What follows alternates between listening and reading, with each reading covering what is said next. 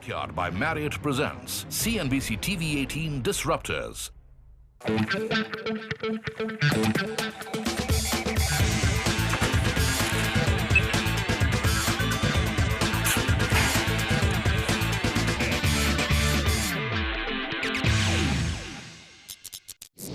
Hello and welcome. You've tuned into CNBC TV 18's Disruptors, and I'm your host Nitya Balakrishnan. This is the show where we bring to you the untold success stories of some of India's most interesting brands, companies that are game changers in their respective market segments. And before I tell you which company we're going to highlight in this episode, let me ask you a quick question. Just a little over a decade ago, did you think it would ever be possible for you to sit in the comfort of your home or even your workplace and order food and groceries to the convenience of your doorstep? Did you think that you could sit in one city and not just order, but also pay for supplies like milk, bread, eggs and meat to reach the doorstep of your loved ones, your aging parents, your grandparents in a completely different city by just an application on your cell phone? Well, you've guessed right. I'm talking about Big Basket, and join me as we unravel their journey so far. Big Basket, the online grocery marketplace, was founded in December 2011 by a team of repeat entrepreneurs. Hari Menon, Vipul Parekh, V.S. Sudhakar and Abhinay Chaudhary used this hands-on experience to establish Big Basket, which eventually redefined grocery shopping for the Indian consumer. Today, the company boasts of a presence in over 25 Indian cities, with about 60,000 products across 1,000 brands available on its website, ranging from fresh fruits and vegetables to staples like rice, wheat, pulses and oils, and even beauty and makeup products. After raising an investment of over $500 million to date and still counting, the team believes the best at Big Basket is yet to come. I'm in conversation with the chief architect, the brains behind Big Basket. Hari Menon, thanks so much for joining us on Disruptors. And I'm going to take a quote from my favorite movie, The Sound of Music. Let's start at the very beginning. Talk to us really about the birth of Big Basket. And did you think in your wildest dreams that in little under or over 7 years, it's going to be a baby this size? Yeah, we started in 2011. And this idea came to us, some months before that. We are a set of people who actually set up, a startup in '99. Sure. And then we pivoted and set up a full-fledged grocery physical business, and which is now, got acquired by the Aditya Birla, and what you see as more right now. And all these years post that, we were actually wondering whether, where is your next opportunity that's available. Sure. And it was around 2009, 2010 when we actually started seeing serious transactions happening on the internet. Very different from what it was in '99, where it was more hype and hardly any transactions. And that's the reason we pivoted to a physical model. Absolutely. By 2010, we were actually seeing serious transactions. Flipkart was there, doing well. People are actually, buying.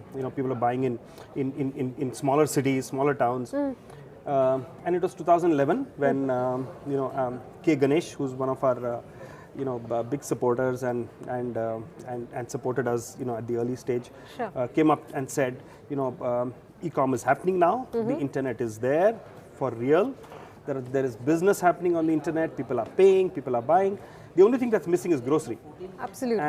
And the only set of people that he felt could actually put all this together was us, because we had done the physical grocery business and hence understood the supply chain. So true. We had done the internet business earlier, so we understood what e-com meant and internet meant. So it was a great combination. It took us a few minutes to say yes, and we actually Just minutes? Few minutes only. Did we think at that point in time that we will reach where we are today? Yeah, maybe not actually. I think because we've scaled a lot faster than what we actually originally anticipated. But one thing we knew that fundamentally the ecosystem was ready. You had broadband, you had phones which were starting to get more sophisticated. You had payment gateways which were there across banks, and then there were service providers who were consolidating. So the ecosystem was ready, and that gave us the confidence that we can obviously scale a lot more. But I think we didn't think that we would reach where we are today in 7 years. So you've surpassed your expectations, but the ecosystem was ready. Did you think there was a market for it though? Because grocery shopping traditionally was a very personal experience, right? Sure. So markets has two parts to it. One is the sheer size of the grocery business, right, which is huge in India. 60% of retail in India is grocery, right? And Sure. that, was a good thing to happen. $1 trillion,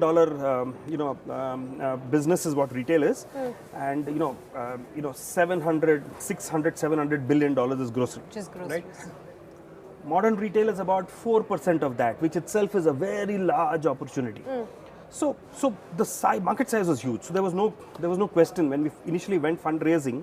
The one thing that we didn't have to talk much about is the size of the market, because that was very easy to get past. Absolutely. What we really need to talk about is how will customers migrate? So will they move from the physical experience to an online experience, because it has touch and feel elements, fruits and vegetables. Yes. Right, and I'll talk about that in a little while. Sure.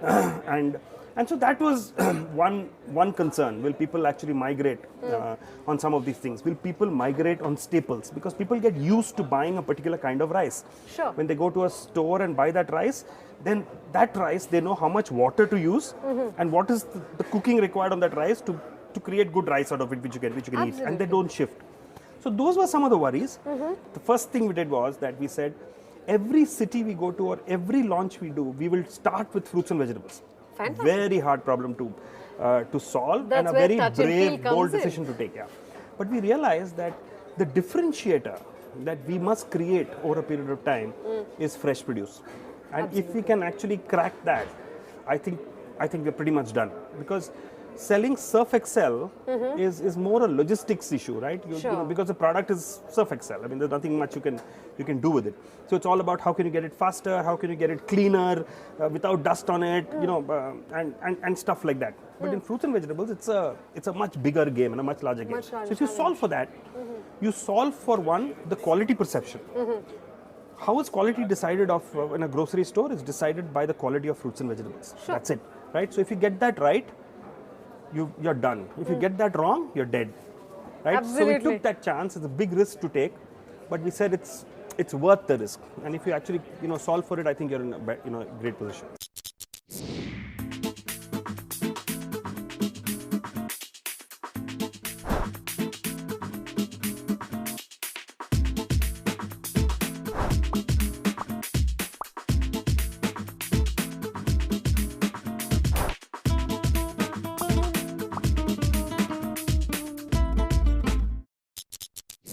Fantastic. Now, if I could look back at numbers, you did say it was initially for about a year restricted only to Bangalore. How many numbers or how many logins on your portal, or I don't think it was an app then. So how many logins did you see then? How many users did you cater to? How many stores had you partnered with? Vis-a-vis fast forward to now, and what's the kind of clientele that you have at Big Basket? Yeah. So I don't think I can actually remember how many customers we had then. I think the initial customers, we would have had about 4,000 or 5,000 customers that we would have actually initially started off with to what we are today, which is about 10 million. So and I think that's the been a long volumes journey. So customers transacting, we were only on the, as you rightly said, we were only on the desktop. So there was no concept of an app, those days, and that quickly changed a couple of years later, because today app is 75% of the business is through app.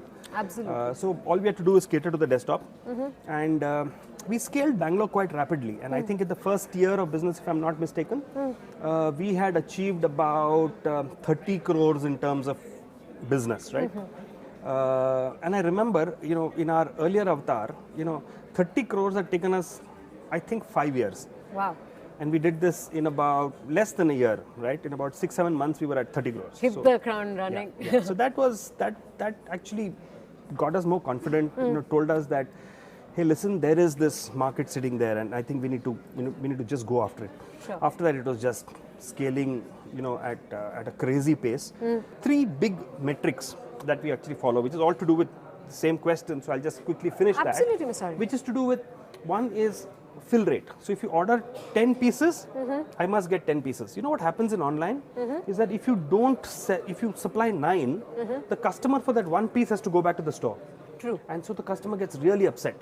And so we've reached a level where what we call fill rate is actually running today at about 99.5%, which is the best it can get. Right? I can't get better than that because we carry 25,000 SKUs, right? And so, which means that every time, on an average, if I order 100 items, I will get 99.5 delivered. And that is consistent now for the last 7 years. It hasn't changed. Excellent. It can't get any better. Sure. That's one. Second is on-time delivery. So if I order something in a slot, I want it in that slot. True. So we've got to 99% on-time delivery. We've used technology, we used auto routing, we do a lot of stuff to make sure that we're able to predict routes. Sure. Because we've reached scale now, there is clustering that's happening, right? So vans travel shorter distances, right? As density increases in a city, vans travel shorter distances. And that helps us deliver on time more often and more frequently. Even in a city with traffic snarls like Bangalore? Correct. Absolutely. So it's 99%. Sure. And the third is in stock, right? We wanted to make sure that when a customer comes on site, he sees as few as items as possible out of stock, Out of stock, yeah. right? So that we run at about 96%.